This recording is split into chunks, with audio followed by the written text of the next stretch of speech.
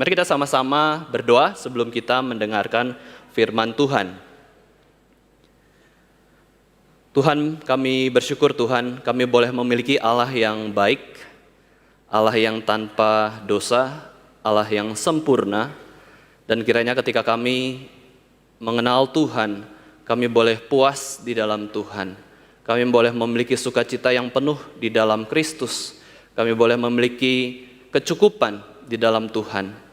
Tuhan, kami bersyukur juga bahwa Engkau adalah Allah yang memberikan janji-janji yang begitu limpah yang sudah Tuhan nyatakan di dalam Alkitab. Kiranya kami bisa meneliti apa yang Tuhan janjikan, dan kami juga bisa menerima apa yang Tuhan janjikan di dalam kehidupan kami, yaitu hidup yang berkelimpahan di dalam Yesus Kristus. Tuhan, kami menyerahkan hidup kami ke dalam tangan Tuhan, dan kami percaya juga bahwa segala perkara dapat kami tanggung di dalam Kristus Yesus yang memberikan kekuatan kepada kami.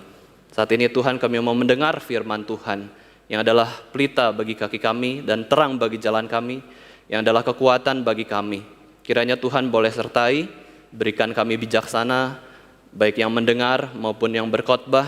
Tuhan boleh pakai kami semua untuk bisa menyembah Tuhan. Di dalam nama Tuhan Yesus Kristus, Tuhan penebus kami yang hidup, kami sudah berdoa. Amin.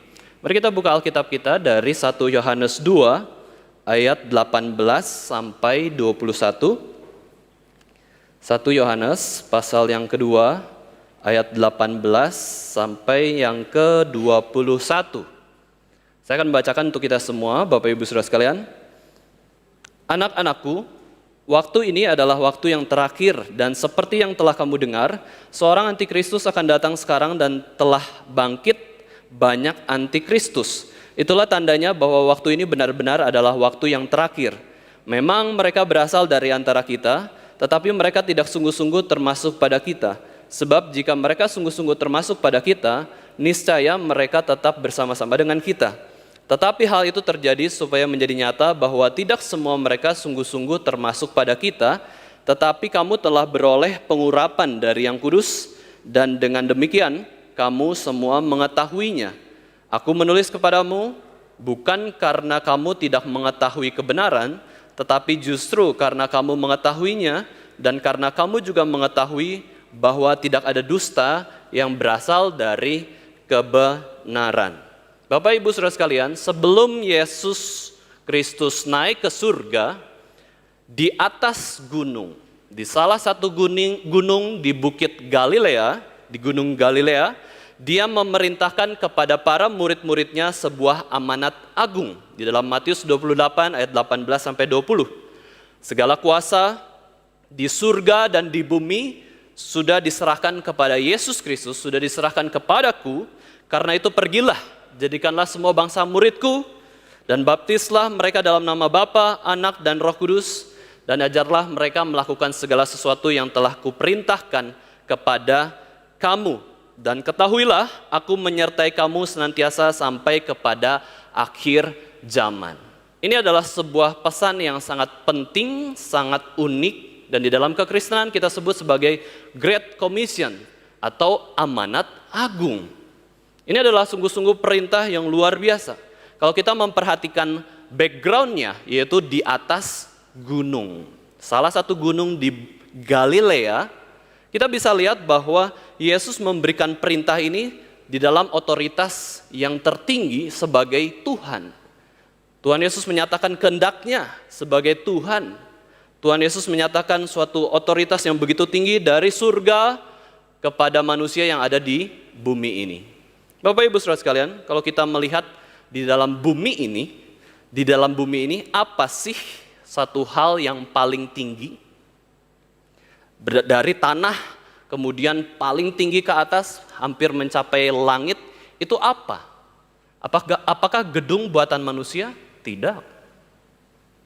Yang paling tinggi di atas seluruh bumi ini adalah ciptaan Tuhan, yaitu gunung. Dan kita tahu bahwa gunung yang tertinggi adalah Gunung Everest di daerah China, di daerah Nepal. Itu Gunung Everest paling tinggi. Dan kalau kita hitung berapa tinggi Gunung Everest itu adalah 8.800 meter. Wow, luar biasa, tinggi ke atas 8 km, hampir 9 km ke atas. Bangunan manusia yang paling tinggi itu ada di Dubai, ya, itu adalah Burj Khalifa, ya, Burj Khalifa hanya sekitar 800 meter, tidak sampai 1 kilometer ke atas langit. Tapi yang paling tinggi adalah Gunung Everest, buatan tangan Tuhan sendiri. Gunung itu menyatakan apa, Bapak Ibu Saudara sekalian? Menyatakan suatu hal yang di atas kita, suatu hal yang tinggi, yaitu Tuhan sendiri, otoritas dari Tuhan sendiri. Makanya ketika para pendaki gunung ingin naik ke atas gunung, ke puncak paling tinggi, dia merasa menjadi orang yang paling tinggi, hebat, puas, karena bisa menaklukkan gunung yang begitu tinggi. Dia naik ke atas. Nah, disinilah Tuhan Yesus menyatakan amanat agungnya di atas gunung.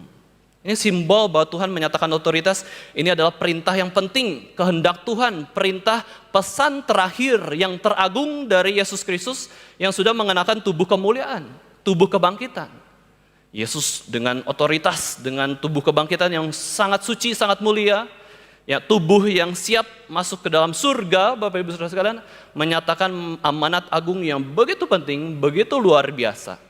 Secara fisik Yesus menyatakan perintah terakhirnya.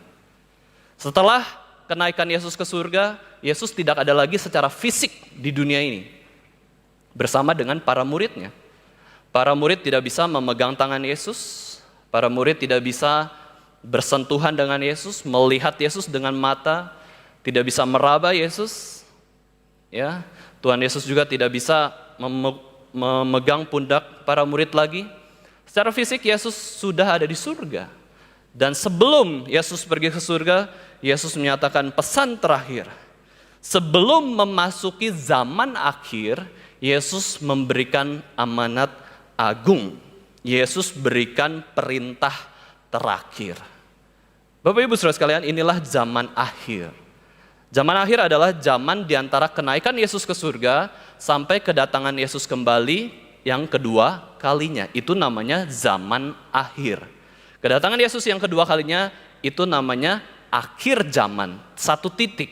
Tetapi zaman akhir adalah titik-titik proses yang begitu banyak sembari menantikan akhir zaman. Dan di dalam pesan yang terakhir Yesus katakan amanat agung ini, pergilah, jadikanlah semua bangsa muridku, peliharalah iman, nyatakanlah Injil, lakukan hukum Taurat, ikuti Yesus, menyangkal diri, dan lain-lain. Zaman akhir adalah kapan? Waktu Rasul Yohanes menuliskan 1 Yohanes ini. Zaman akhir adalah ketika Yesus naik ke surga. Setelah Yesus naik ke surga, kemudian dimulailah zaman akhir. Zaman para rasul, zaman ketika Pentakosta, Roh Kudus dicurahkan, zaman ketika murid-murid dari para rasul yang hidup meneruskan kekristenan yang kita sebut sebagai bapak-bapak gereja. Zaman akhir adalah zaman di mana Katolik berkuasa luar biasa, berkembang selama ribuan tahun. Itu zaman akhir. Zaman akhir adalah zaman ketika Martin Luther mengadakan reformasi, muncul para reformator, itu adalah zaman akhir. Dan zaman kita ini juga adalah zaman akhir abad 21, karena Yesus belum datang kedua kalinya.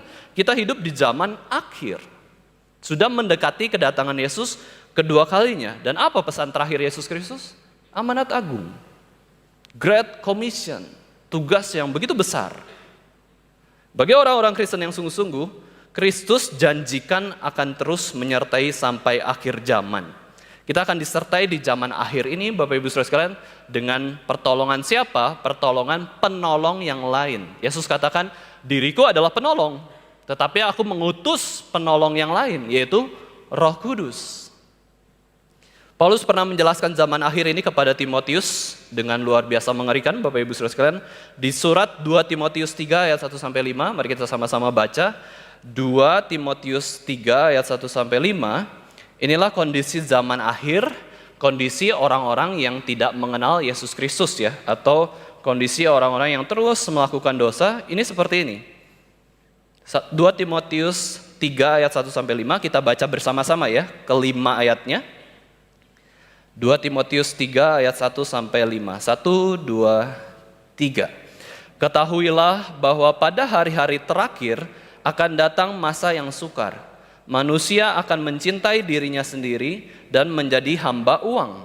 Mereka akan membual dan menyombongkan diri, mereka akan menjadi pemfitnah, mereka akan berontak terhadap orang tua dan tidak tahu berterima kasih, tidak mempedulikan agama, tidak mau mengasihi, tidak mau berdamai, suka menjelekkan orang, tidak dapat mengekang diri, garang, tidak suka yang baik, suka mengkhianat, tidak berpikir panjang, berlagak tahu, lebih menuruti hawa nafsu daripada menuruti Allah. Secara lahiriah mereka menjalankan ibadah mereka, tetapi pada hakikatnya mereka memungkiri kekuatannya. Jauhilah mereka itu. Sungguh mengerikan sekali zaman akhir di mana orang-orang justru tidak melakukan amanat agung. Justru yang dilakukan sebaliknya. Ya, apakah ini terlepas hanya kepada orang-orang bukan Kristen saja? Tidak. Orang Kristen pun bisa jadi melakukan hal yang bertentangan dengan amanat agung.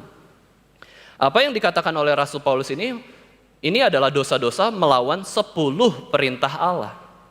Kalau kita melihat amanat agung itu adalah perintah di atas gunung di provinsi Galilea, itu di atas gunung, perintah amanat agung, itu yang terakhir. Tetapi kalau kita lihat di perjanjian lama Bapak Ibu Saudara sekalian, di atas gunung Sinai itu 10 perintah pertama. 10 perintah pertama bagaimana Allah menyatakan hukum-hukumnya dengan begitu jelas. Nah ini ya, justru orang tidak mengikuti hukum Taurat 10 perintah Allah, justru orang tidak mengikuti amanat agung malah melanggarnya. Itulah kondisi manusia di zaman akhir. Yang tidak mau bertobat, yang tidak mau mencari jalan keselamatan di dalam kehidupannya. Masa yang sukar itu bukan masa corona. Masa yang sukar itu adalah ketika banyak orang tidak melakukan hukum Taurat ataupun amanat agung. Mereka hatinya egois, pikirin diri sendiri. Tapi bayangkan Bapak Ibu Saudara sekalian, kalau kita masa-masa corona, ya pandemi, tapi semua orang baik. Semua orang jalankan hukum Taurat. Apakah itu masa sukar? Bukan. Ya, masalah sukar atau tidak itu bukan ketika kondisi atau situasi yang menentukan. Tetapi masalah sukar atau tidak itu masalah hati kita. Berjalan bersama siapa? Bersama Tuhan? Atau berjalan seorang diri? Ya, berjalan bersama siapa? Saling tolong menolong atau merasa diri hebat, menyombongkan diri. Itu yang kata Paulus. Sebelum kita membahas ayat-ayat dalam 1 Yohanes 2 yang akan kita bahas ini, saya ingin menceritakan dua kisah di dalam sejarah. Bagaimana orang Kristen itu berjuang menjalankan hukum Taurat, bagaimana orang-orang Kristen itu berjuang menjalankan amanat agung yang diberikan Yesus Kristus, dan bagaimana orang itu berjuang di zaman akhir. Ya, di dalam dua kisah ini membuat kita mengerti bahwa di dalam sejarah, Bapak Ibu Saudara sekalian, kekristenan itu diibaratkan sebagai peperangan rohani memang ya. Kita akan selalu ada yang bertentangan dengan orang Kristen. Tetapi Paulus juga katakan bahwa orang Kristen marilah kita berdamai dengan semua orang. Kalau bisa berdamai, berdamai. Tetapi kenyataannya secara rohani kita itu menghadapi peperangan rohani. Namanya perang berarti ada pertentangan, ada lawan. Dan di dalam kisah yang akan kita dengar ini Bapak Ibu Saudara sekalian, selalu ada pertentangan antara pengikut Kristus dan pengikut anti Kristus. Selalu ada. Ya, selalu muncul. Itulah sebabnya Bapak Ibu Saudara sekalian, ketika kita menjalani hidup di dunia ini, Tuhan menginginkan kita ada persekutuan. Ada gereja, ya, institusi gereja, organisasi gereja, ada rumah Tuhan, bagaimana kita saling tolong-menolong ketika menjalani hidup yang penuh pertentangan, hidup yang penuh dengan peperangan. Kalau kita melihat Bapak Ibu Saudara sekalian, Paulus juga atau Tuhan juga pernah kasih prinsip kan ya, bagi orang-orang yang belum menikah, jangan menikah dengan orang yang tidak seiman. Kenapa? Kristus, anti Kristus. Pengikut Kristus, pengikut anti Kristus. Kita mau jadi satu supaya kompak. Ini menikah jadi satu supaya apa? Bertentangan, nggak masuk akal. Bertentangan terus. Sampai kapan kita mau bertentangan terus?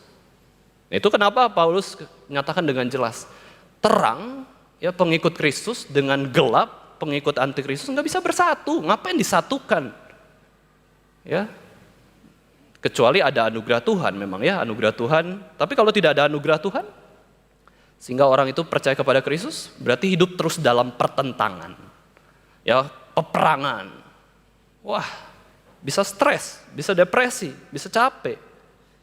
Nah itu ya, Bapak Ibu Saudara sekalian, itulah sebabnya Tuhan ingin kita tuh pengikut Kristus kompak. Nggak usah banyak pertentangan, justru mengerjakan Injil. Nah, itulah yang kita kerjakan Bapak Ibu Saudara sekalian sebagai gereja Tuhan. Apa yang menyatukan kita? Injil, firman Tuhan. Ya, pengikut Yesus Kristus. Bagaimana kalau akhirnya saling tolak menolak terus ya, seperti magnet ya, magnet yang terus saling bertentangan, nggak bisa nyatu kayak gitu ya. Itu antara pengikut Kristus dengan pengikut antikristus. Kisah pertama Bapak Ibu Saudara sekalian, kisah pertama ini sudah lama sekali ya. Kurang lebih ya 1700 tahun yang lalu. Di abad 1 sampai 4, kekristenan itu sangat teraniaya di bawah pemerintahan Kaisar Romawi pada waktu itu. 1700 tahun yang lalu, 1800 tahun yang lalu, menjadi seorang Kristen berarti siap dianiaya. Ya, kalau zaman sekarang Bapak Ibu Saudara sekalian, menjadi orang Kristen itu kelihatannya siap diopeni, ya diopeni ya, siap harus dipelihara, diperhatikan, dibaik-baikin, supaya apa? Supaya datang ke gereja, misalkan kayak gitu ya. Karena kondisi gereja baik, lancar. Tetapi pada waktu itu ribuan tahun yang lalu, menjadi orang Kristen berarti siap dianiaya, disiksa secara fisik, mendapat pertentangan secara fisik, mendapat pertentangan secara rohani juga, begitu berat. Sampai pada abad yang keempat, ada seorang kaisar Romawi bernama Konstantin atau Konstantinopel, memerintah Roma dari tahun 306 sampai 337, kurang lebih dia menjadi kaisar 31 tahun Bapak Ibu Saudara sekalian. Dan pada tahun 312, Kaisar Konstantin ini menganut agama Kristen. Ya, tadinya agama yang tidak jelas ya, dia menganut agama Kristen. Pada waktu itu dia berumur 40 tahun ketika dia menganut agama Kristen sebagai kaisar. Dialah kaisar pertama yang beragama Kristen di sepanjang sejarah Roma. Ini adalah hal yang mengejutkan karena orang-orang Roma itu ya menganggap dirinya yang Tuhan. Tidak beragama tidak apa-apa. Atau mereka menyembah berhala-berhala, dewa-dewa Yunani. Mereka sembah tersebut. Nah, bagaimanakah pertobatan dari Konstantin, Bapak Ibu Saudara sekalian? Pada waktu itu memang sulit ya penyebaran firman Tuhan. Sulit, gereja juga tidak stabil. Pertobatan Konstantin itu ketika Kaisar Konstantin berperang melawan Maxentius. Maxentius ini adalah salah satu orang Roma yang mau mengalahkan tahta Konstantin pada waktu itu. Ketika hendak berperang dengan Maxentius di Milvian Bridge, Konstantin menghadap ke langit. Ya, menghadap ke langit dan di atasnya itu ada seperti cahaya terang dan kemudian di situ ada cahaya yang berbentuk salib. Dia melihat tulisan ya yang berkata bahwa bersama ini taklukkanlah, bersama lambang salib ini taklukkanlah Romawi. Ya, dia melihat ya keajaiban ya pada waktu itu dan dia pikir-pikir apa tanda salib ini? Agama Kristen. Tanda ini mengatakan bahwa bersama salib taklukkanlah negara Romawi. Dan ketika Konstantin berperang dengan Maxentius, yang menang siapa? Yang menang adalah Konstantin. Wah, begitu luar biasa. Padahal Konstantin begitu takut ya. Maxentius ini luar biasa kuat di dalam kekaisaran Romawi, punya pengikut yang banyak. Dan akhirnya ketika dia ada tanda-tanda seperti itu, Konstantin berpikir, wah kayaknya boleh dicoba nih belajar kekristenan ya. Saya biasanya enggan untuk menyembah dewa-dewa Roma. Saya itu lebih suka kalau ada dewa yang tunggal. Ngapain dewa itu banyak? Katanya dewa maha kuasa. Tapi kenapa harus banyak? Yang maha kuasa itu hanya satu. Konstantin berpikir lebih masuk akal itu Allah itu satu. Masa banyak? Akhirnya dia mulai gak enak hatinya. Dan perlahan-perlahan ketika Kaisar Konstantin mulai membenahi kekaisarannya, dia mulai tertarik kepada kekristenan, dia mulai mau percaya kepada Kristus, dia tergerak memberi kebebasan dan status bagi gereja dan kekristenan supaya tidak teraniaya oleh kekaisaran Romawi pada waktu itu.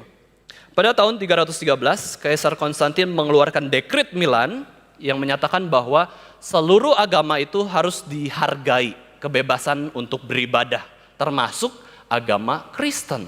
Seluruh kepercayaan di dalam negara Romawi atau kekaisaran Roma itu boleh menjalankan ibadahnya.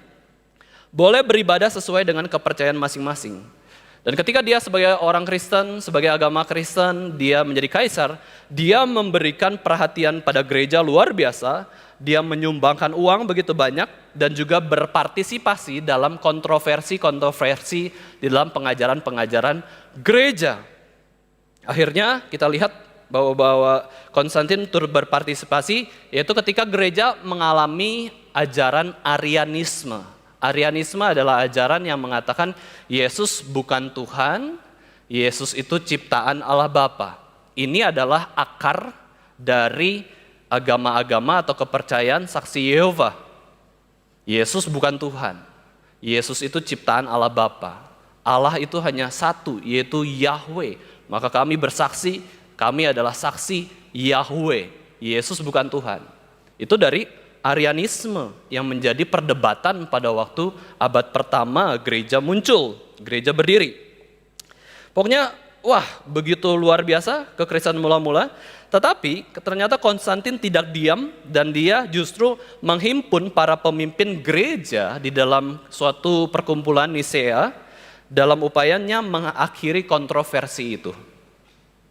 Ya, ada sebagian orang Kristen mengatakan Yesus itu Tuhan dan Juru Selamat. Yesus itu setara dengan Allah Bapa. Yesus itu Tuhan, sehakikat, satu esensi, yaitu Tuhan. Ada sekelompok lagi orang Kristen mengatakan, enggak, Allah itu satu. Yesus itu bukan manusia, bukan Tuhan ya, bukan Tuhan. Dia adalah manusia, dia ciptaan Allah Bapa. Yesus bukan Juru Selamat. Wah, Konstantin masuk ke dalam kontroversi tersebut, kemudian dia kumpulkan bapak-bapak gereja ataupun pemimpin-pemimpin gereja, dan dia menghasilkan di dalam konsili tersebut, itu dihasilkan bahwa suatu pengakuan iman bahwa Kristus adalah Allah yang benar dan sehakikat dengan Allah Bapa. Itu pengakuan iman orang Kristen. Di luar pengakuan iman ini bukan Kristen. Itu gara-gara siapa? Konstantin ikut mengumpulkan para teolog-teolog, hamba Tuhan pada waktu itu. Pada dasarnya, Bapak Ibu Saudara sekalian, Konstantin itu tidak pernah menjadikan agama Kristen sebagai agama resmi negara. Ya, nggak pernah. Tetapi lewat peraturan-peraturan yang dia buat, lewat kebijakan-kebijakan yang dia buat, justru kekristenan bisa berkembang pada waktu di dalam kekaisaran Romawi. Orang-orang Kristen salah satunya ya, sangat dipilih oleh Konstantin untuk bisa masuk ke dalam pemerintahan kekaisaran. Menjadi Kristen berarti bisa naik jabatan dengan bagus di dalam pemerintahan. Itu salah satu ya, politik. Keputusan-keputusan yang dikeluarkan Konstantin begitu memberikan banyak hak istimewa di dalam gereja.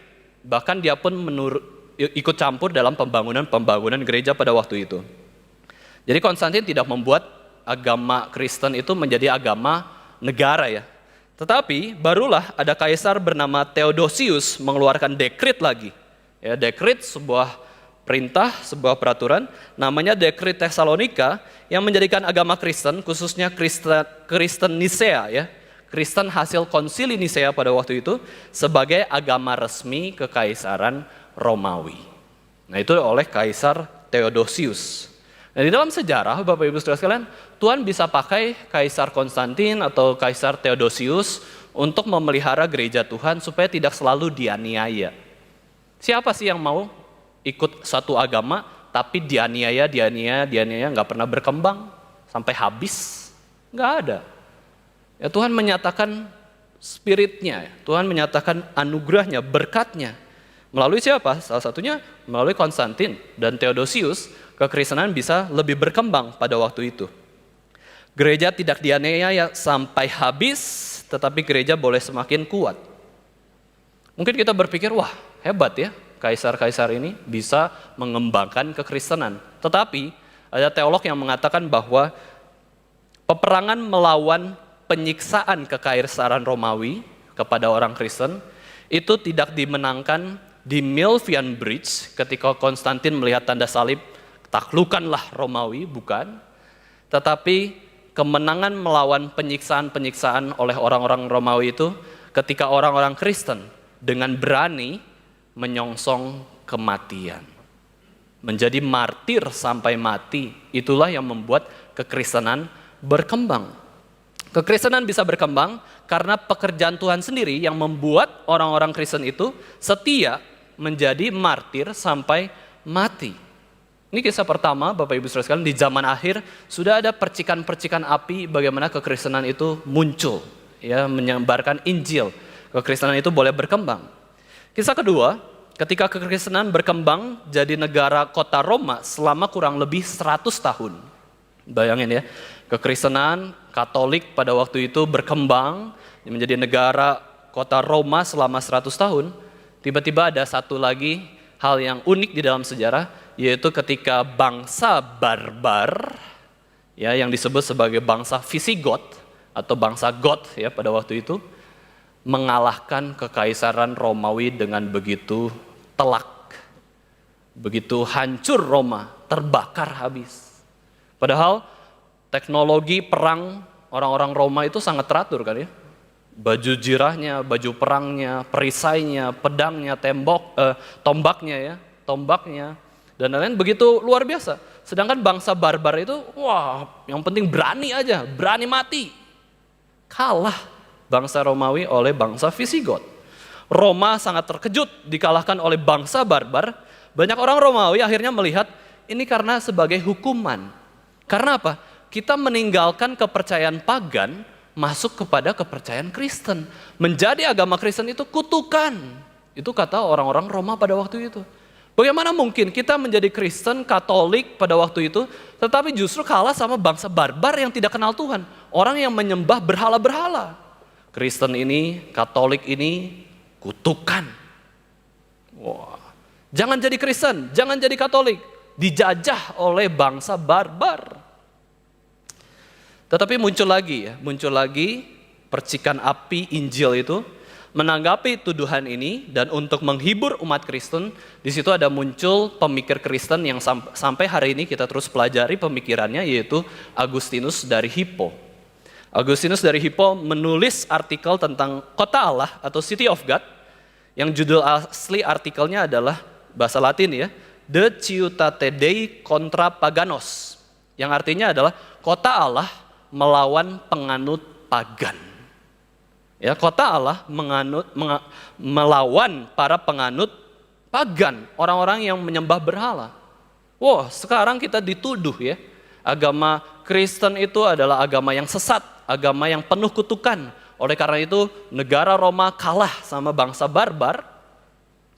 Dan kemudian Bapak Ibu Saudara sekalian, Agustinus menulis hal ini ya, City of God. Tidak.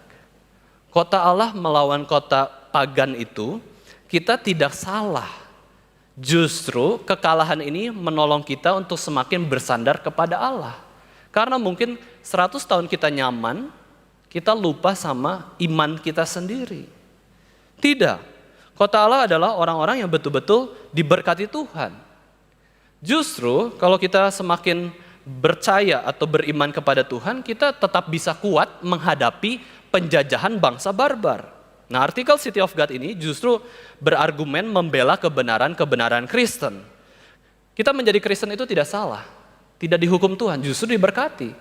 Kenapa menjadi orang Kristen itu dianiaya? Itu adalah ujian, pencobaan yang muncul karena kita benar. Hal yang benar ini banyak palsunya kok. Hal yang asli ini banyak yang mengimitasi. Hal yang benar ini banyak yang memfitnah, menuduh. Ya, justru karena kebenaran, maka banyak penyerangan.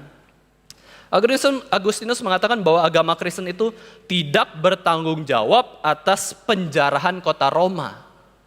Agama Kristen itu justru bertanggung jawab atas keberhasilan kota Roma.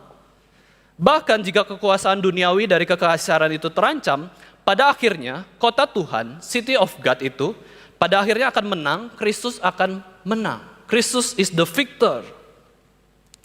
Kekaisaran Romawi kalah terhadap bangsa Barbar, tetapi secara iman Kekaisaran Romawi menang karena memiliki Kristus, ya, karena memiliki Yesus Kristus. Kita saat ini bisa saja sepertinya kalah secara duniawi.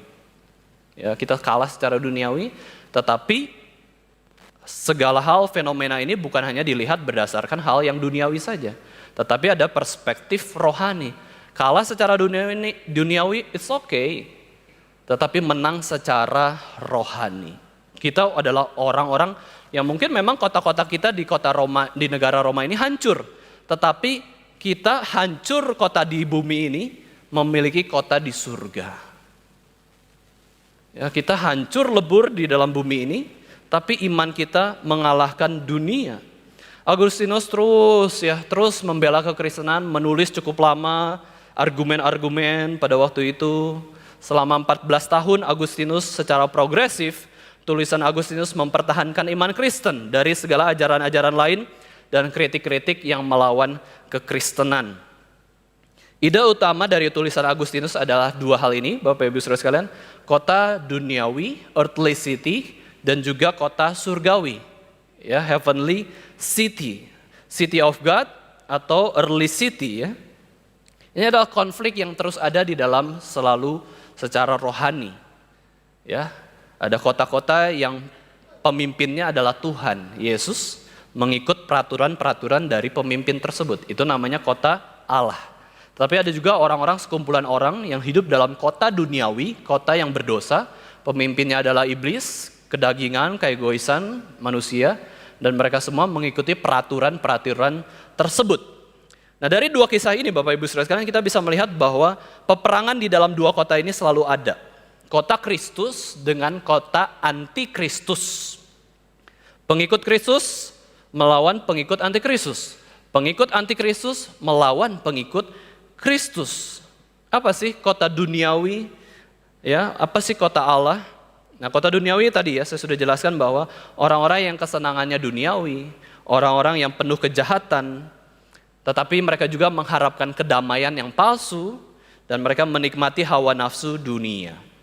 Mereka ingin damai dengan cara memusnahkan para musuh mereka dengan kekejaman dan kebencian. Dan akhirnya mereka mendapat kedamaian duniawi yang berdosa. Nah, itu orang-orang yang hidup di dalam kota duniawi. Ya, carinya apa? Cari uang. Carinya apa? Cari kuasa. Carinya apa? Cari reputasi, nama. Itu adalah dosa-dosa yang sangat umum di dalam kehidupan kota duniawi. Cari uang, cari gelar, cari apa lagi untuk kesombongan diri, kenyamanan diri. Itu orang-orang yang duniawi. Tetapi sebaliknya, orang-orang yang hidup di dalam kota surgawi atau kota Allah adalah orang-orang yang justru melepaskan duniawi, kesenangan duniawi, dan mengabdikan dirinya kepada Tuhan Yesus Kristus. Dia mau kalau dia bisa berbuat baik. Kalau dia tidak berbuat baik justru merasa bersalah. Tetapi orang kota duniawi justru kalau berbuat baik itu lemah. Lebih baik buat kasar aja, jahat aja supaya ditakuti orang. Oh, ini kebalik semua ya. Ini adalah dualistik ya, pandangan dualistik yang saling bertentangan antara orang-orang yang hidup di dalam kota duniawi dan juga kota Allah. Orang-orang kota Allah memperoleh kedamaian dengan hidup benar, mengabarkan Injil dengan menjalankan amanat agung. Itu dia memperoleh kedamaian dari Allah sendiri. Hidup untuk Allah berdasarkan kasih dan untuk memuliakan Allah. Dan akhirnya dia akan mendapatkan kedamaian kekal nanti di surga. Ya, di dunia mungkin nggak damai. Tetapi orang duniawi mendapatkan kedamaian di bumi ini. Wah, cukup semuanya, bisa melakukan segala hal, mau ngapain aja bisa, nggak perlu aturan. Berakhir di kota surgawi enggak? Enggak. Tetapi kita banyak aturan, oke, tapi kita jalankan dengan sukacita, dengan anugerah Kristus, dengan kasih karunia dari Tuhan. Kita memang menyangkal diri, harus pergi ke gereja, memikul salib, harus pelayanan, harus berdoa, harus baca Alkitab. Tapi ingat, semua itu adalah karena kasih karunia Tuhan yang sudah menolong kita. Dan akhirnya kita akan berakhir di dalam kota surgawi atau kota Allah sendiri. Kita akan bertemu dengan Allah. Itulah orang-orang yang hidup di dalam kota Allah yang cinta Tuhan. Agustinus mengatakan dua kota ini, Bapak Ibu Saudara sekalian, sekarang kita lihat ya, ada dua kota ini yang berbeda tadi. itu bukan terpisah. Satu kota sana, satu kota A, satu kota B, bukan. Tapi menurut Agustinus adalah kota ini tuh lebur. Di dalam kota orang-orang yang menyembah Allah, banyak orang-orang menyembah dunia. Ya, di dalam kumpulan orang-orang yang berdosa, Tuhan bisa kirim orang-orang yang takut akan Tuhan. Lebur, campur, sampai kita nggak tahu orang ini tuh hidup di kota Allah atau kota duniawi. Itu seperti perumpamaan Yesus Kristus, ada suatu ladang, di dalamnya ada ilalang, ada gandum, campur. Ada orang jahat, antikristus, ada orang yang pengikut Yesus Kristus. Saya memberi sebutan lain itu kota Kristus dan kota antikristus ya. Ya, kota Kristus dan kota antikristus. Lalu pemimpin kota Kristus itu adalah Yesus Kristus sendiri. Ya, kemudian Yesus Kristus pemimpin utama kayak seperti presiden kayak gitu ya, atau pemimpin utama. Terus di dalam negara ataupun daerah tersebut ada utusan Yesus Kristus, yaitu gubernurnya, misalkan gubernurnya itu adalah Roh Kudus. Nah, kota Kristus dan kota antikristus, ini yang membedakan ya, dua hal ini. Nah, sekarang kita masuk ke dalam pembahasan ayat 1 Yohanes 2 ayat 18, Bapak Ibu Saudara sekalian. Yohanes menjelaskan yang pertama tentang di ayat 18 ini adalah tentang zaman akhir atau tanda-tanda akhir zaman. Ya, 1 Yohanes 2 ayat 18 kita bisa lihat, anak-anakku, waktu ini adalah waktu yang terakhir. Last hour atau akhir zaman itu sudah dekat ya. Akhir zaman itu sudah dekat, dan seperti yang telah kamu dengar, seorang antikristus akan datang. Sekarang telah banyak bangkit antikristus. Itulah tandanya bahwa waktu ini benar-benar adalah waktu yang terakhir. Sekali lagi Bapak Ibu Saudara sekalian, Yohanes memposisikan dirinya itu sebagai bapa rohani. Dia katakan, anak-anakku, ya, hai seluruh anak rohaniku, perhatikanlah, waktu kita ini adalah waktu yang terakhir. Waktu kita ini adalah zaman akhir. Yohanes pun hidup di dalam zaman akhir. Maksud Yohanes apa? Yohanes katakan bahwa waktu ketika kita menantikan kedatangan Yesus kedua kalinya. Inilah zaman akhir, dan zaman akhir ini ada tanda-tandanya. Ya, ada tanda-tandanya. Kita lihat kriteria tanda-tanda akhir zaman, Bapak Ibu Saudara sekalian. Tanda-tanda akhir zaman ini tidak ada di zaman Perjanjian Lama. Tanda-tanda akhir zaman tidak ada di zaman inkarnasi, kedatangan Yesus yang kedua kalinya. Ini tidak ada di zaman dulu Perjanjian Lama ataupun zaman Yesus datang kedua kalinya. Tanda-tanda akhir zaman itu ada ketika Yesus naik ke surga. Inilah muncul tanda-tanda akhir zaman. Penyesatan luar biasa, dosa luar biasa juga. Tanda-tanda akhir zaman itu ada di zaman akhir, yaitu zaman sekarang ya, yang menantikan kedatangan Yesus kedua kalinya. Yang ini ya. Jadi kita memang sudah di zaman akhir, memasuki nanti akhir zaman, titik di mana Yesus akan hadir kedua kalinya, kembali ke dalam dunia ini. Yohanes ingatkan bahwa tanda-tanda akhir zaman sebenarnya sudah kamu dengar dari pemberitaan firman, bahkan Yesus Kristus sendiri pernah mengajar tentang doktrin akhir zaman. Ya. Apakah tanda yang paling utama?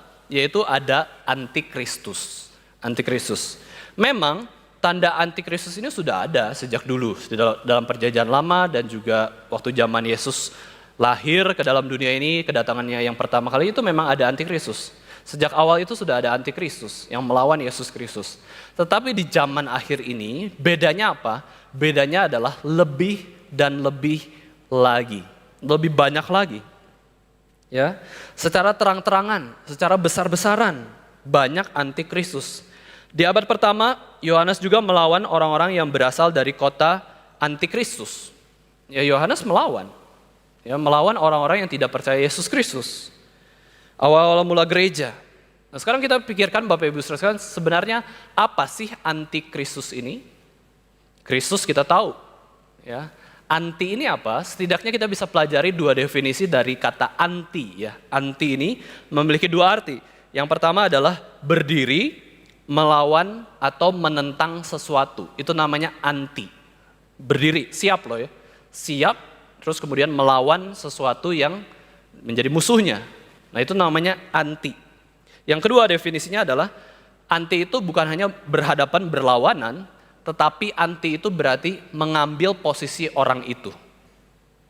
Jadi bukan hanya berhadapan musuh dengan musuhnya, lawan dengan lawan, tetapi justru mengambil posisi di mana orang itu seharusnya ada. Ya, mengambil tempat yang bukan tempatnya, itu anti. Misalkan kita jemaat, Bapak Ibu Saudara sekalian ya, terus mau jadi pendeta, padahal dia bukan pendeta. Nah itu namanya anti pendeta. Ya, ambil posisi. Ya, seorang ayah misalkan mau mengambil posisi anaknya, ya, jadi anti anaknya. Itu peran itu diganti, ditukar. Ya, anak ingin ambil posisi orang tuanya, ya semaunya, tidak mau taat otoritas. Itu anti orang tua. Dia ambil posisi sebagai orang tua. Ketika kita belajar anti Kristus, berarti Bapak Ibu Saudara sekalian, anti Kristus berarti seorang yang berdiri melawan Yesus Kristus. Mengerikan. Dosanya besar sekali. Seorang yang bertentangan dengan Yesus Kristus, hadap-hadapan, mau boxing sama Yesus Kristus. Ini mengerikan Bapak Ibu Saudara sekalian, dosa seperti ini. Yesus Kristus itu Tuhan, mau kita lawan bagaimana? Yesus itu penguasa hidup. Ya, dia adalah Allah yang menentukan antara hidup dan mati kita. Ya, waktu kita baca Alkitab bersama, Bapak Ibu Saudara sekalian, kita pernah baca tentang Nabi Bileam yang naik keledai. Ya, Nabi Bileam naik keledai, terus mau ketemu dengan Balak, ya, mau kutuki bangsa Israel. Waktu naik keledai, si keledai itu kanan, kiri. Sampai ada satu gang sempit, si keledai itu nggak bisa kemana-mana lagi. Si Nabi Bileam ini naik menunggang keledai itu, si keledai itu miring sampai kakinya menyerempet tembok tersebut. Terus akhirnya Bileam marah sekali, pukul keledai tersebut. Terus keledai itu ngomong, apa sih pukul-pukul ya? Sakit tahu. Ya ini di depan aku bisa melihat ada malaikat Tuhan berhadap-hadapan denganku. Kalau aku jalan masuk menghadapi malaikat Tuhan itu, aku mati dihunus oleh pedangnya. Oh, Nabi Bileam dibukakan matanya, oh ternyata memang ada malaikat Tuhan sedang pakai pedang. Kalau berani datang ya, berani berhadap-hadapan dengan malaikat Tuhan itu, Bileam akan dibunuh. Bapak Ibu Saudara sekalian, melawan Kristus itu usaha yang sia-sia. Mati kita lawan Kristus, masuk neraka. Orang anti Kristus itu seperti itu ya. Orang anti Kristus berarti berdiri menggantikan Yesus yang asli. Ini juga mengerikan. Menyamar menjadi Kristus yang palsu. Mengambil tempat penyembahan Yesus Kristus. Yesus Kristus yang harusnya disembah, dia ambil ingin disembah. Yesus Kristus yang harusnya disembah, ditinggikan, dimuliakan, dia ambil posisi Yesus Kristus. Ini begitu mengerikan anti Kristus ini. Dia ambil tempat. Setiap orang yang melawan Kristus ataupun mengambil tempat Yesus Kristus, mereka lah anti Yesus Kristus, anti Kristus. Orang-orang yang betul-betul menentang Kristus. Ya, kenapa mereka melawan Kristus? Karena mereka memiliki roh anti Kristus. Sedangkan setiap orang yang mengikut Kristus itu justru dia mau ikut Yesus Kristus. Bukan berhadap-hadapan sama Tuhan Yesus, tapi dia ketika berhadapan dengan Yesus, dia memutar, ya, kemudian mengikuti Yesus dari belakang. Itu namanya pengikut Yesus Kristus.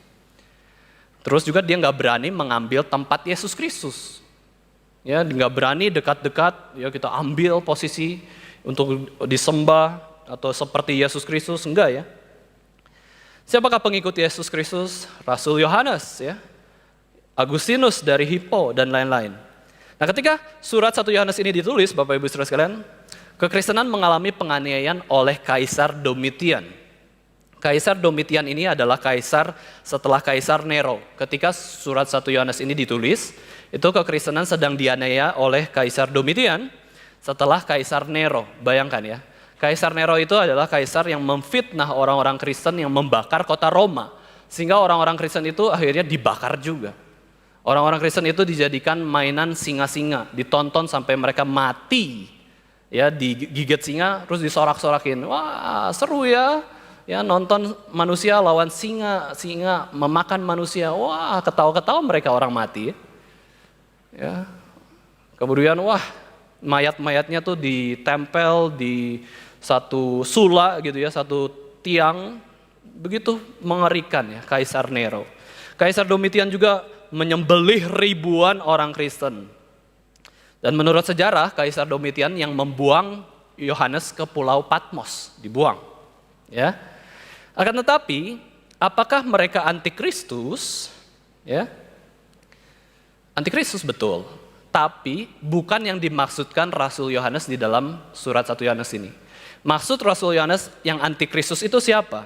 Bukan Kaisar Romawi, meskipun mereka antikristus. Tetapi dalam konteks ayat ini, Yohanes menegur antikristus itu yang dimaksudkan adalah orang-orang yang di dalam gereja. Orang di luar pasti antikristus. Gak usah diributin lagi. Tetapi Rasul Yohanes menegur atau membuat orang-orang Kristen hati-hati, siapakah antikristus? Dikatakan di dalam ayat 18 ini, seorang antikristus akan datang dan sekelompok antikristus sudah bangkit. Siapakah seorang dan sekelompok antikristus ini? Apakah yang dimaksudkan Yohanes adalah Kaisar Romawi? Bukan. Ya, tetapi jawabannya ada di ayat 19. Nah, kita lihat 1 Yohanes 2 ayat 19, Bapak Ibu Saudara sekalian. Kita akan membahas masuk ke ayat yang 19. Ini poin yang kedua, yaitu adalah antikristus yang dimaksudkan oleh Rasul Yohanes. Di situ di ayat 19 dikatakan, memang mereka atau musuh-musuh Kristus ini berasal dari antara kita. Bahaya ya. Dari antara kita, tetapi mereka tidak sungguh-sungguh termasuk pada kita. Berasal dari gereja, berasal dari kumpulan orang Kristen, tetapi bukan kita. Sebab jika mereka sungguh-sungguh termasuk pada kita, niscaya mereka tetap bersama-sama dengan kita. Tetapi hal itu terjadi supaya menjadi nyata bahwa tidak semua mereka sungguh-sungguh termasuk kepada kita. Yohanes menjelaskan siapakah para antikristus yang dimaksud, yaitu adalah guru-guru palsu. Ya, guru-guru palsu. Mereka itu dari gereja, tapi memisahkan diri dari gereja. Yohanes katakan mereka itu anti-Kristus. Kenapa? Waktu mereka memisahkan diri, kenapa mereka memisahkan diri? Karena mereka nggak percaya Yesus Tuhan. Dia nggak percaya menyerahkan hidupnya kepada Yesus. Jadi mereka memisahkan diri, mengajar ajaran yang lain. Cukup mengerikan. Ya, ini adalah maksud Yohanes di dalam ayat ini tentang antikristus, yaitu antikristus itu ada di gereja. Antikristus itu muncul dari kita, keluar dari kita. Antikristus itu ada di gereja. Ya, ada yang bersama-sama dengan kita. Siapakah antikristus ini? Ternyata musuh di dalam selimut. Saudara kita sendiri. Orang yang sama-sama sekumpulan dengan kita, itu antikristus. Bahkan yang kita anggap sebagai guru. Ini istilah yang sebenarnya paradoks ya Bapak Ibu Saudara sekalian. Guru itu naturnya baik kan. Guru itu teacher, pengajar. Ya berarti dia punya kemampuan, pengalaman, dia mengajar sesuatu, membimbing orang dengan baik. Tetapi ketika ditambah istilah ini Bapak Ibu Saudara sekalian, palsu, ya, guru palsu. Wah ini jadi orang yang sangat jahat. Guru itu naturnya baik, palsu ini selalu buruk. Guru itu dicari orang, palsu ini dibuang orang. Ini paradoks ya. Guru palsu, kontras. Guru-guru palsu ya betul-betul memposisikan dirinya sebagai pemimpin, tetapi justru mengajar hal-hal yang bertentangan dengan Alkitab. Pengkhotbah. Ya. Dia itu pengkhotbah. Guru-guru palsu itu yang dimaksudkan Yohanes dalam konteks ini adalah pengkhotbah palsu, pendeta palsu, vikaris palsu. Ya, ini adalah yang dimaksudkan Rasul Yohanes. Padahal dia diberikan otoritas mengajar, tetapi dia mengambil posisi Yesus Kristus. Dia menjadi Mesias itu sendiri. Padahal dia diberikan posisi pengkhotbah, tetapi dia justru mengajarkan hal-hal yang bertentangan dengan Yesus Kristus. Dia anti Kristus. menolak keilahian Yesus, menolak kemanusiaan Yesus, meragukan Yesus, ini adalah dosa yang mengerikan, ya, meragukan siapakah Yesus Kristus. Ya padahal sudah dikasih tahu, ya. Beda sama hal yang orang yang belum tahu, ya. Siapakah Yesus Kristus? Tuhan, ya. Terus dia ragu-ragu mau belajar, beda ya. Tapi kalau udah tahu, oh agama Kristen itu percaya Yesus Tuhan, Juru Selamat, dia ragukan. Enggak, itu salah. Yang benar itu yang lain. Nah, mereka tidak menyembah Kristus dengan benar. Akhirnya banyak yang tersesat, banyak orang-orang Kristen kehilangan kesempatan untuk bertumbuh, kehilangan iman. Hal yang ketiga yang akan kita bahas yaitu pengurapan dari yang kudus, Bapak Ibu saudara sekalian, ayat 20. Ya, ayat 20. Yaitu tetapi, ya, ayat 20 di dalam 1 Yohanes 2 ayat 20 ini, tetapi kamu telah beroleh pengurapan, anointment, pengurapan dari yang kudus, Holy One. Dan dengan demikian kamu semua mengetahui ajaran yang benar. Nah, Bapak Ibu saudara sekalian, di dalam ayat ini kita bisa lihat tetapi, ya. Tetapi ini sebuah rem, ya, sebuah hal yang berubah arah. Tetapi sebenarnya kamu ini sudah beroleh pengurapan. Apa sih pengurapan, anointment ini? Ya, di dalam kita bisa melihat ini pengurapan itu mengacu kepada siapa. Jadi ini bukan kepada apa, tetapi kepada siapa. Holy One itu mengacu kepada Yesus Kristus. Sang Kudus, yang kudus itu hanya satu kan ya. Dan itu adalah mengacu kepada Yesus Kristus. Dan Yesus Kristus ini memberikan pengurapannya. Apakah dengan air, apakah dengan minyak? Bukan. Tetapi Yesus Kristus itu memberikan pengurapannya dengan Roh Kudus. Jadi pengurapan yang dimaksud di dalam ayat ini adalah Roh Kudus. Roh Kudus sudah diberikan kepada kita dari siapa? Dari Sang Kudus, dari yang kudus yaitu Yesus Kristus. Pengurapan. Ya. Di tengah-tengah dua kota ini, City of God dan juga Earthly City, Bapak Ibu saudara, bagaimanakah orang Kristen dapat mempertahankan dan mengembangkan kota Allah di dunia ini? Bagaimanakah orang-orang pengikut Yesus bisa melawan pengikut antikristus? Caranya adalah menerima pengurapan dari Yesus Kristus, yaitu Roh Kudus yang sudah ada di dalam hati kita. Dan Roh Kudus ini selalu mengagungkan Yesus Kristus. Kuncinya di ayat ini. Orang-orang dari kota Allah memiliki pengurapan atau Roh Kudus itu sendiri. Ya, namanya punya sesuatu itu berarti punya kemampuan. Ya, punya kemampuan. Roh Kudus, namanya Roh Kudus berarti punya kemampuan hidup kudus. Roh Kudus memberikan kemampuan kepada kita untuk hidup kudus. Bukan hanya itu, ketika kita mengenal Allah Roh Kudus juga adalah roh kebenaran. Ini yang dimaksudkan oleh Yohanes. Ketika kamu punya Roh Kudus, hidupmu kudus. Ketika kamu punya roh kebenaran, hidupmu benar. Kamu akan memiliki ajaran yang benar dan perilaku yang benar. Itu Roh Kudus. Dan ingat, Roh Kudus itu adalah dari yang kudus, yaitu yang kudus itu adalah Yesus Kristus. Roh Kudus yang diutus yang kudus. Nah, Roh Kuduslah yang memimpin orang-orang percaya kepada keseluruh hal yang kudus dan kepada kebenaran. Mari kita lihat Yohanes 16 ayat 13, kita baca bersama-sama Bapak Ibu Saudara sekalian. Yohanes 16 ayat 13. Ini penting sekali ya, ayat tentang Roh Kudus.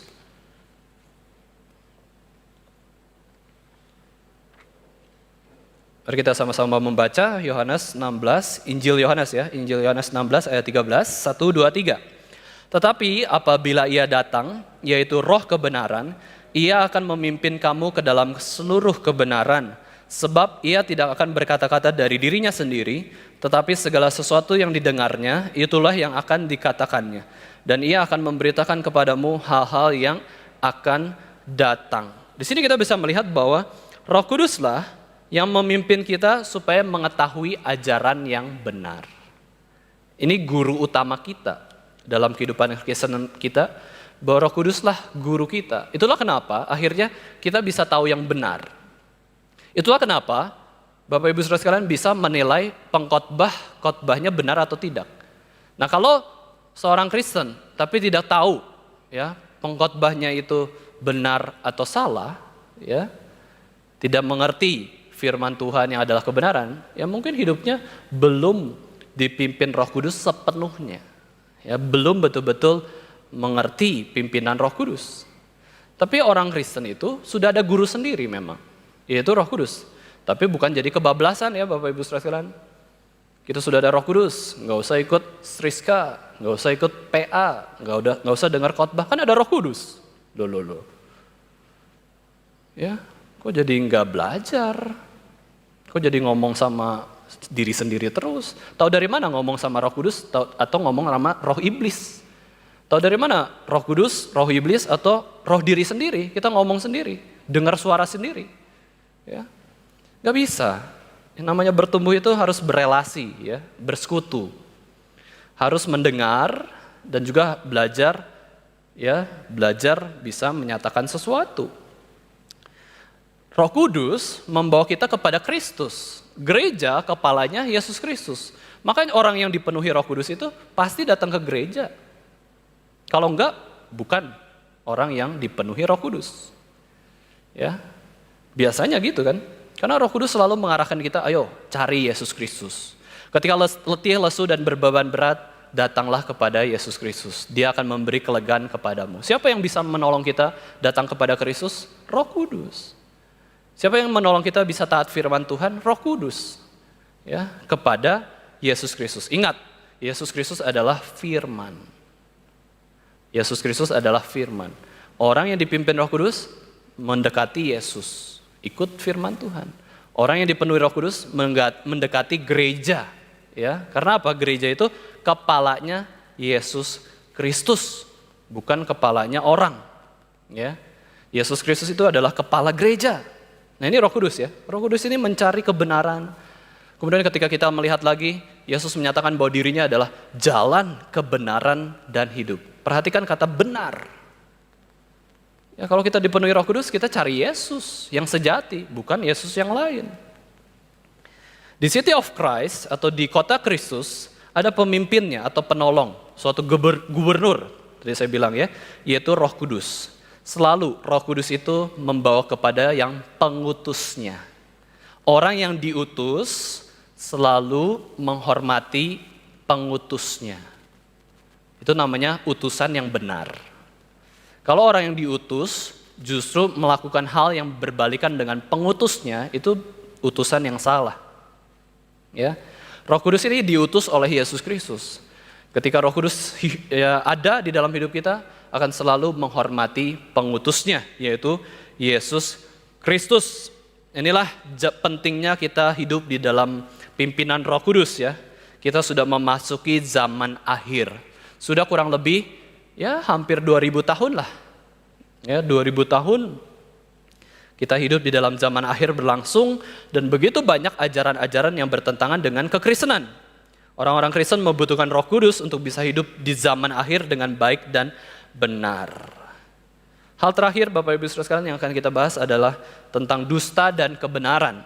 Di ayat 21, 1 Yohanes 2 ayat 21, Yohanes menulis bahwa bukan karena kamu tidak mengetahui kebenaran, tetapi justru karena kamu mengetahuinya dan karena kamu juga mengetahui bahwa tidak ada dusta yang berasal dari kebenaran atau tidak ada dusta dalam ajaran yang benar itu. Jadi Pak Yohanes itu menjelaskan bahwa kamu itu orang-orang Kristen sudah tahu yang benar kok. Sudah tahu yang benar. Yang kurang apa? Lakukan yang benar. Namanya orang Kristen itu sudah lahir baru, dilahirbarukan oleh Roh Kudus, sudah mengenal Yesus, pasti tahu kok yang namanya yang benar. Jangan ada Allah lain di hadapanku, jangan membuat patung dan sujud menyembah kepadanya, jangan menyebut nama Tuhan dengan sembarangan, ingat dan kuduskanlah hari Sabat, hormatilah ayahmu dan ibumu, jangan membunuh, jangan berzina, jangan mencuri, jangan mengucapkan saksi dusta, jangan mengingini barang milik sesamamu. Semua hafal, semua tahu. Tahu itu benar, tahu itu salah. Yang gak tahu adalah melakukan. Kurang setia, kurang taat, kurang tekun dalam melakukan kebenaran. Karena kita punya Roh Kudus kok. Roh kebenaran. Berbeda dengan roh iblis ya, roh dusta, bapa segala pendusta. Roh Kudus itu bapa segala kebenaran. Guru kebenaran yaitu Roh Kudus sendiri. Ada di dalam diri kita, di dalam hati kita. Cuman kitanya saja yang mengeraskan hati. Keraskan hati nurani, suara Roh Kudus kita tutup, ya kita nggak seperti orang Kristen. Padahal ada Roh Kudus dalam hati kita. Sayang sekali ya. Ya sayang sekali. Roh Kudus mengajari segala kebenaran. Nah ini yang perlu kita pelajari, kita renungkan. Zaman akhir ini semakin banyak hal yang kelihatan benar tetapi ternyata dusta. Dan juga kelihatannya banyak yang dusta tetapi ternyata benar juga. Nah, ini 4 perenungan dari khotbah kita hari ini, Bapak Ibu saudara. Yang pertama, zaman akhir dan tanda-tanda zaman akhir. Yang kedua, antikristus yang dimaksudkan oleh Yohanes. Yang ketiga, pengurapan dari yang kudus ya. Dan yang keempat, tentang dusta dan kebenaran. Beberapa hal yang bisa kita lakukan untuk menunjukkan hidup kita itu betul-betul dipimpin oleh Roh Kudus sebagai penghuni kota Kristus atau kota Allah adalah mari kita sama-sama belajar di dalam hidup kekudusan. Pernah nggak doa atau sering nggak kita berdoa, Tuhan kuduskan saya, pisahkan saya dari pergaulan yang berdosa. Tuhan kuduskan saya, mampukan saya itu melakukan hal yang murni, yang suci, yang baik, yang berkenan di hati Tuhan. Kita juga berdoa supaya kita bisa membangun iman di dalam Yesus Kristus, kuat di dalam kasih karunia yang Yesus berikan kepada kita. Yesus mau bersekutu dengan kita. Kenapa kita tidak mau bersekutu dengan pengikut Yesus yang lainnya? Ketemu orang Kristen, malas. Ngapain ya ketemu orang Kristen, orang GRI lagi misalnya. Aduh, jauh-jauh deh orang Kristen. Loh, orang Kristen itu pengikut Yesus. Dari mana kita bisa kenal, tahu diri kita adalah pengikut Yesus, kalau kita tidak senang berelasi dengan pengikut Yesus? Tahu dari mana? Buktinya apa kalau kita adalah pengikut Yesus, tetapi kepada pengikut Kristus yang lain kita tuh benci. Itu bukan pengikut Yesus. Ya kita pengikut diri kita sendiri, ego kita sendiri ya. Kita juga belajar terus berdoa ya di dalam pimpinan Roh Kudus, mendoakan hal-hal yang berkenan di hati Tuhan. Kita mau supaya hidup kita itu betul-betul kudus. Memang sulit. Justru doa yang paling sulit Bapak Ibu Saudara sekalian adalah doa minta kekudusan. Kekudusan hidup itu kayak mengerikan ya. Kayak kita tuh menjadi orang yang tidak bebas gitu. Tetapi justru Alkitab katakan Taurat Tuhan itu seperti emas, bahkan melebihi uang.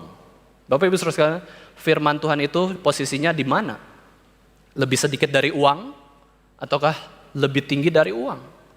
Pemazmur mengatakan firman Tuhan, ketaatan, kekudusan itu lebih besar dari uang. Harus lebih dihasratkan daripada cari uang. Cari Tuhan itu harus lebih besar daripada cari uang. Karena kita orang Kristen, kecuali bukan orang Kristen. Ya.